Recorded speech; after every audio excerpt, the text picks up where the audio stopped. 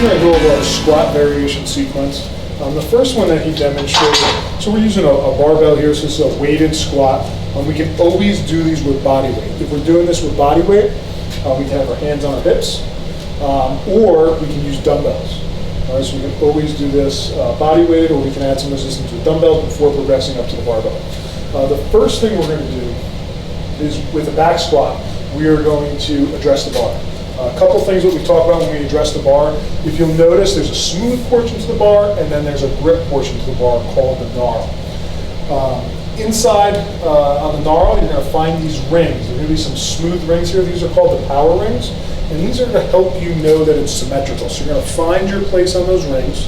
I like to use a finger, so I usually use my ring finger on the power rings. That seems to be a good distance for me. Some people go a little bit wider, and some people go a little bit narrower, but some of that is personal preference, or depending on the specificity of your lift. A power lifter may treat a little bit differently than somebody that's just doing this as a strength exercise. But our squat is one of the biggest exercises that develop these big, the big muscles of the glutes, hamstrings, quadriceps, even some of the calf muscles with this. All right, so we're going to address the bar. First thing we're going to do is we're going to address that bar, and what we want to do is we want to squeeze our traps together. I know they have the shark tail or the little padded, and we don't use those here at iRep Athletics. We want to build our own pads back here by building up these traps a little bit. So we're going to squeeze these traps together, and we're going to go up under the bar. You'll notice that there is a grip portion of this bar as well, and that should go right on the center of your traps. So he's going to stand up, he's going to unrack the weight, he's going to take a step back.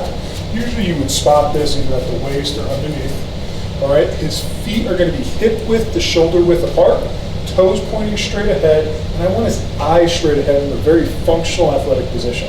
One of my pet peeves is you have eyes that go way up, and wherever the head goes, the body will follow. So I just want those eyes straight ahead in a nice functional position. All right, looking at him from the side here, what we're going to see is we want him to get to 90 degrees, we want him to get to parallel. So he's going to start, his motion's going to be back, back, back, back, back, keeping a big curve, big nice curve in the arch. We're going to go down, and then we're going to come back up, driving up through the heels, and then putting that. He's going to step back into the rack, go all the way in. And now for the front squat, I'm also going to have you come out.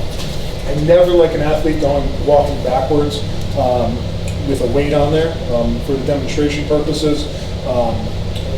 Without a spotter, we definitely don't want that to happen. So we're going to do the front squat, addressing it from the front as well. So the front squat, we have a couple different variations on how we can hold the bar. I like to come up right onto my fingertips and come up. Some people will cross on the bar. Some people may even use lifting straps. If they just don't have that hand and forearm flexibility, they may actually use some lifting straps to wrap around the bar and come up and use those as a grip. So if he addresses the bar, address it as you feel comfortable.